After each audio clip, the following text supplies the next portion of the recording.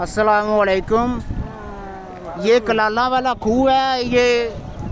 ये जो गांव है कलाला वाला खूह है, यहाँ हम आए हैं। यहाँ पर हमने 15 पे कॉल की है तो हमारी मदद के लिए कोई भी नहीं यहाँ पर आया। हमारे लवाहिकीन हैं यहाँ पर फंसे हुए हैं। यहाँ से 1 घंटे के फासले पर गांव है एक छोटा सा, वहाँ पर डारियाँ हैं, वहाँ पर उनके मवेशी, उनकी जान माल वो वहाँ पर फंसे हुए हैं। उनकी हिफाजत के लिए कोई भी नहीं आया। वो देख सकते हैं आप, वो देखें पानी पानी है वहाँ पर दरिया है। ये दरिया रावी का इलाका है, कलाला वाला खूह है ये। यहाँ पर देखें कितनी आवाम इकट्ठी हुई है अपने लवाहिकीन को बचाने के लिए, लेकिन यहाँ पर हमारी हिफाजत के लिए, हमारी मदद के लिए गवर्नमेंट का कोई नुमाइंदा नहीं अभी तक आया।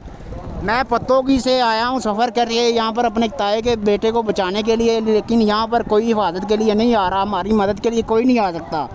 हम अल्लाह के आगे ही दुआ कर सकते हैं कि हमारे लवाहिकीन को, मेरे ताए के बेटे को, यहाँ पर सभी जान माल हिफाजत के लिए कोई भी नहीं आ रहा। हम अल्लाह के आगे ही दुआ कर सकते हैं कि या अल्लाह तू ही हमारी हिफाजत फरमा, तू ही हमारे लवाहिकीन को, हमारे रिश्तेदारों को, सब इंसानों को जो भी अंदर फंसे हुए हैं, सब की हिफाजत या अल्लाह तू ही फरमा सकता है, तू ही कर सकता है। यहाँ पर कोई भी गवर्नमेंट का नुमाइंदा नहीं आया। तो मेरी सबसे इल्तिजा है, दुआ है कि सब लोग दुआ करें कि ये जो पानी पीछे से आ रहा है ये कम हो जाए। हमारे जो लोग अंदर फंसे हुए हैं या अल्लाह उनकी हिफाजत फरमा। ज़्यादा रोला बना, चलो बच्चे बुच्चे है ना कड्डो उतना पानी पानी होगा बच्चे।